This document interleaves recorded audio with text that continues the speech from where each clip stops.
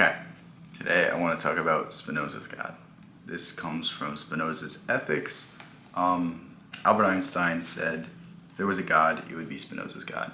And I found this very profound as Spinoza describes God in a very different manner from most people. He doesn't connect it with an entity, he connects it with everything. And it very much rivals a monad, a pantheistic view of the world. It very similar to a Taoist, a Buddhist, a Emersonian idea, conception of the universe. And it's very interesting because if you're someone that doesn't believe, I think you should read Spinoza's Ethics, because it quite possibly is the most logical approach to things. And the basic argument, put very, very simply, I need you to go read it yourself because I'm going to vastly oversimplify it here, because the more details I go into this, the more confusing it becomes for me. But basically, Spinoza sees everything as different forms of the same substance. And this is in 1677. He's saying this far before the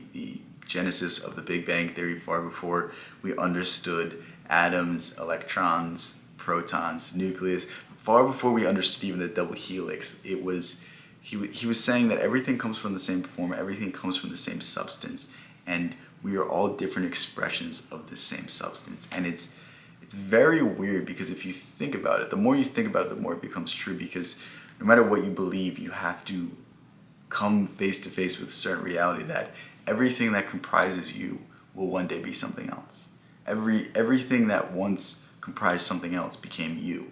And we are all just in an endless cycle of this. We are all just endless expressions of the same matter, of the same form. Now, Spinoza didn't believe there was any sort of order to it. He didn't believe there was any sort of, overarching theme. There was no passive hand that was controlling things. It was purely random, and you were meant to exist for a reason because everything formed that way. And it's very weird because it's like an atheistic view of God. It's very interesting, but there's also some profound insights in this idea, because it's weird when you start reading ideas like this and you have read Eastern philosophy, because they're very, very similar. Most of the great discoveries of the West are purely Eastern discoveries. I mean, Nietzsche's idea of eternal recurrence is very much a play on the idea of reincarnation, very much a play on the idea that you must face your problems today because you're eventually going to have to face them.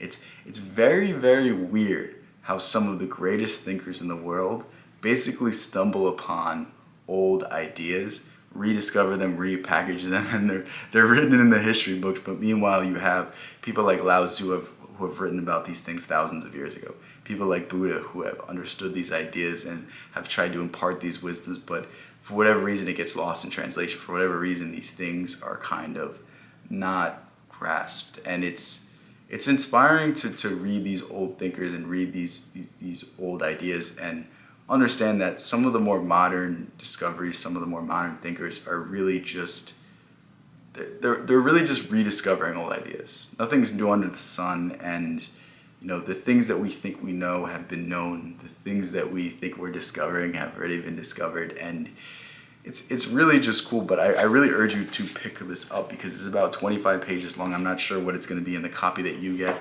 You can get it online for free. Project Gutenberg has it online completely for free. It was written in 1677, so it should not be in copyright anywhere. But again, very interesting idea. And I need to read Spinoza more, because I think he's seen as the first secular philosopher. And I think that's a key distinction, because this goes back to the ideas of Kant, I'm pretty sure, because Kant believed that you shouldn't be forced to be a good person through religion. You should be a good person for the sake of being a good person. And he tried to derive a completely new philosophy that was away from the church, because if your belief in God is the only reason you're a good person, is that really something worthwhile. It's like doing charity so everyone else thinks you good. No, you do charity because it genuinely makes you happy to make other people happy.